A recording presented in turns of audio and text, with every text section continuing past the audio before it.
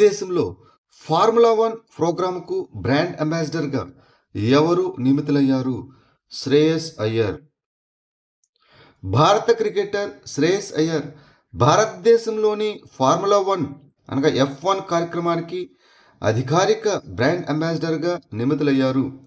April 30, 2026న Mumbai Falcons racing limited ప్రకటించిన ఈ భాగస్వామ్యం స్థానిక రేసింగ్ ప్రతిభను ప్రపంచ F1 ఈ స్పోర్ట్స్ పర్యావరణ వ్యవస్థతో అనుసంధానిస్తూ F1 sim racing India open 2026ను ప్రోత్సహించడమే లక్ష్యంగా పెట్టుకుంది.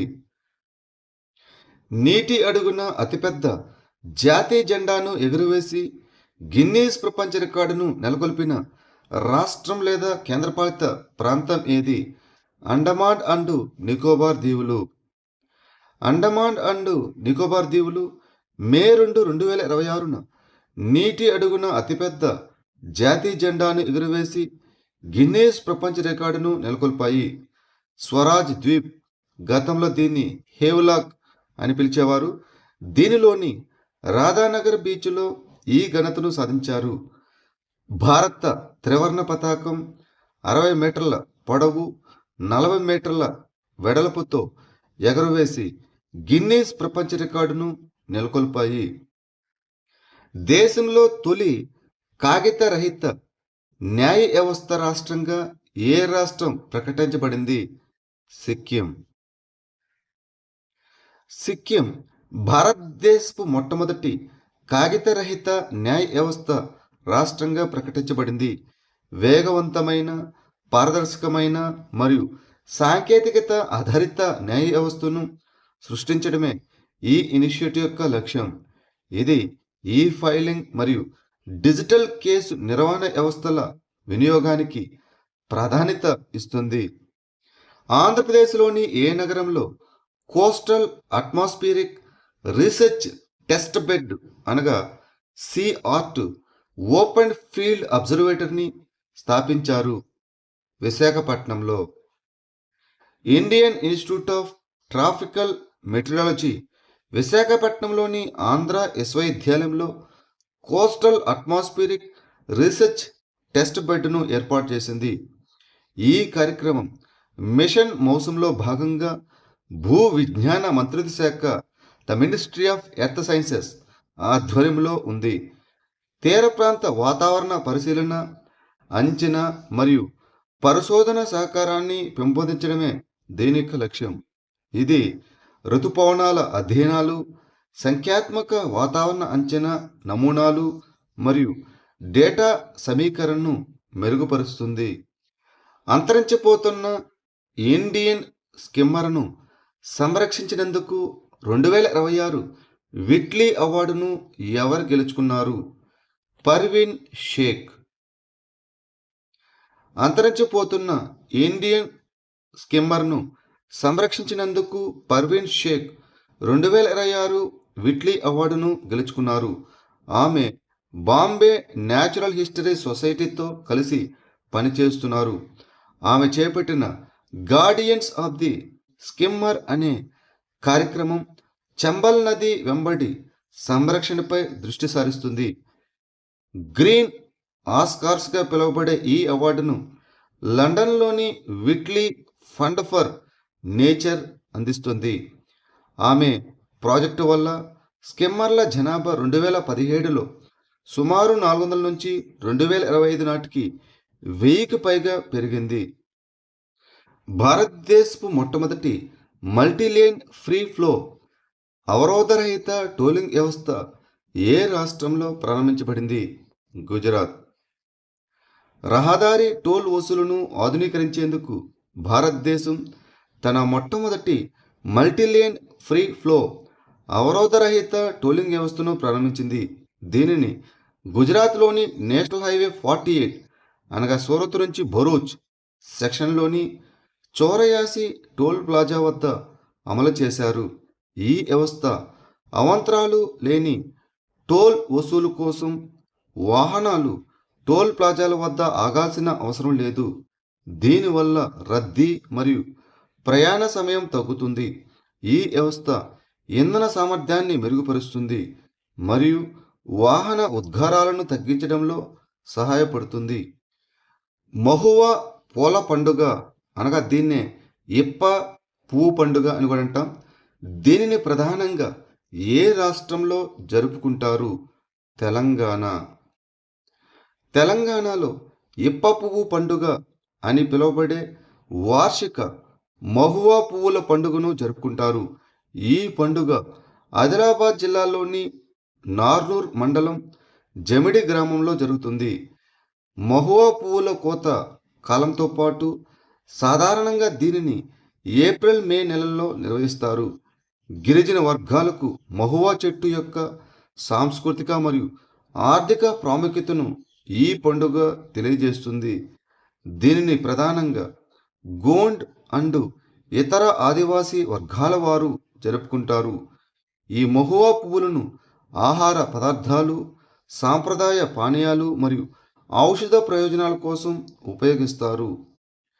గిగ్ వర్కర్ల కోసం భారతదేశపు మొట్టమొదటి డిజిటల్ ఫిర్యాదుల పరిష్కార వ్యవస్థను ఏ రాష్ట్రం ప్రారంభించింది? కర్ణాటక.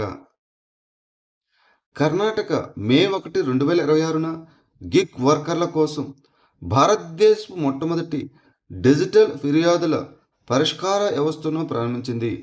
ఈ వ్యవస్థ ప్లాట్ఫామ్ ఆధారిత కార్మికులకు వేతనం మరియు పని పరిస్థితులకు సంబంధించిన వివాదాలను నివేదించడానికి వీలు కల్పిస్తుంది. దీనిని కర్ణాటక ప్లాట్ఫామ్ ఆధారిత గిగ్ వర్కర్స్ బోర్డు మరియు ఈ గవర్నెన్స్ విభాగం అభివృద్ధి చేశాయి. ఈ వ్యవస్థ కార్మికులు దాఖలు చేసిన ఫిర్యాదులను నిజ సమయంలో ట్రాక్ చేయడానికి వీలు కల్పిస్తుంది. ఇది వేతనాలు, ప్రోత్సాహకాలు మరియు పని పరిస్థితులు వంటి సమస్యలను పరిష్కరిస్తుంది. పాక్ జలసంధిని దాటిన అతిపిన్న వయస్కుడైన ఈతగాడిగా నిలిచిన ఇషాక్ సింగ్ ఏ రాష్ట్రానికి చెందినవాడు? జార్ఖండ్. జార్ఖండ్కు చెందిన 7 ఏళ్ల బాలుడు పాక్ జలసంధిని దాటిన అతి చిన్న ఈతగాడిగా నిలిచాడు. ఇషాంగ్ సింగ్ శ్రీలంక, భారతదేశం మధ్య ఉన్న 29 కిలోమీటర్ల దూరాన్ని పూర్తి చేశాడు. అతను తలైమన్నార్ నుంచి ధనుష్కోడి వరకు ఈదాడు. బలమైన ప్రవాహాలు, అల్లకల్లోలంగా ఉన్న సముద్రం ఉన్నప్పటికీ అతను 9 గంటల 50 నిమిషాల్లో ఈతను పూర్తి చేశాడు. రుసోమ్ వంతెనలు ఏ వర్గానికి చెందినవి? లెప్చా. ఐక్యరాజ్యసమితి విద్య, శాస్త్రీయ మరియు సాంస్కృతిక సంస్థ అనగా యునెస్కో రుసోమ్ వంతెనలను నమోదు చేయడానికి సిక్కిం ప్రభుత్వంతో భాగస్వామ్యం కుదుర్చుకుంది. ఈ రుసోమ్ అనేది కాంగ్ చెన్ జోంగా బయోస్పియర్ రిజర్వ్లో లెప్చా సమాజం నిర్మించిన ఒక సాంప్రదాయ బెత్తపు వంతెన. లెప్చా భాషలో రు అనగా బెత్తపు మరియు సోమ్ అనగా వంతెన. ఈ వంతెనలు 100 మీటర్ల వరకు విస్తరించి పరిమిత సంఖ్యలో ప్రజలను మోయగలవు. ఇది పర్యావరణ సమతుల్యతను మరియు దేశీయ ఇంజనీరింగ్ పరిజ్ఞానాన్ని ప్రతిబింబిస్తుంది. ఈ వంతెనలు ఇప్పటికీ పనిచేస్తున్నాయి మరియు సుస్థిర రూపకల్పన పద్ధతులకు ప్రతీకగా నిలుస్తున్నాయి. గూగుల్ క్లౌడ్ ఏ హబ్ ఎక్కడ ఏర్పాటు చేయబడుతుంది? విశాఖపట్నం, ఆంధ్రప్రదేశ్. ఆంధ్రప్రదేశ్లోని విశాఖపట్నంలో గూగుల్ క్లౌడ్ ఇండియా ఏ హబ్ను ఏర్పాటు చేస్తున్నారు. తార్లవాడ, అడవివరం, రాంపల్లి ప్రాంతాల్లో 600 ఎకరాల విస్తీర్ణంలో 1 గిగావాట్ ఏ డేటా సెంటర్ను ఏర్పాటు చేయడానికి $15 బిలియన్ పెట్టుబడి పెడుతున్న ఈ ప్రాజెక్టుకు అదానీ కనెక్ట్స్ మరియు ఎయిర్టెల్ వారి నెక్స్ట్రా సహకారంతో ఏప్రిల్ 28, 2026న శంకుస్థాపన జరిగింది. పిఆర్ఎస్సి ఈఓ3 ఉపగ్రహం ఏ దేశానికి చెందినది? పాకిస్తాన్. పిఆర్ఎస్సి ఈఓ3 అనగా Pakistan remote sensing satellite electro optical 3 ఉపగ్రహం పాకిస్తాన్కు చెందినది. భూ పరిశీలన, పర్యావరణ పర్యవేక్షణ మరియు నిఘా సామర్థ్యాలను మెరుగుపరచడానికి అభివృద్ధి చేయబడిన దీనిని పాకిస్తాన్కు చెందిన space and upper atmosphere research commission April 25, 2026న ప్రయోగించింది. China Taiyuan satellite launch centre నుంచి లాంగ్ మార్చ్ 6 రాకెట్ను ఉపయోగించి దీనిని ప్రయోగించింది. భారతదేశపు మొట్టమొదటి రాష్ట్ర ఆధారిత అంతరిక్ష సాంకేతిక నైపుణ్య కేంద్రాన్ని ఏ రాష్ట్రం ప్రారంభించింది? కర్ణాటక. కర్ణాటక రాష్ట్రం బెంగళూరులో భారతదేశపు మొట్టమొదటి రాష్ట్ర ఆధారిత అంతరిక్ష సాంకేతిక నైపుణ్య కేంద్రాన్ని అనగా సిఓఈ స్పేస్ టెక్ ఫౌండేషన్ ప్రారంభించింది. అంతరిక్ష ఆవిష్కరణను విస్తరించదగిన మరియు వాణిజ్యపరమైన ఫలితాలుగా మార్చడమే ఈ ఇనిషియేటివ్ యొక్క లక్ష్యం. ఈ కేంద్రాన్ని Karnataka innovation and technology society, Satcom industry association of India సహకారంతో స్థాపించింది. ఈ కేంద్రం స్టార్టప్ ఇంక్యుబేషన్ అండ్ ఎకోసిస్టమ్ నిర్మాణానికి ఒక కేంద్రంగా పనిచేస్తుంది.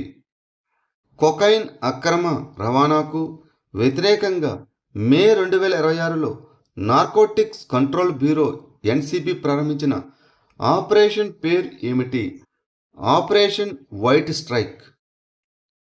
Narcotics control bureau NCB operation white strike నిర్వహించి ఒక ప్రధాన అంతర్జాతీయ కొకైన్ అక్రమ రవాణా నెట్వర్క్ను వెలికితీసింది.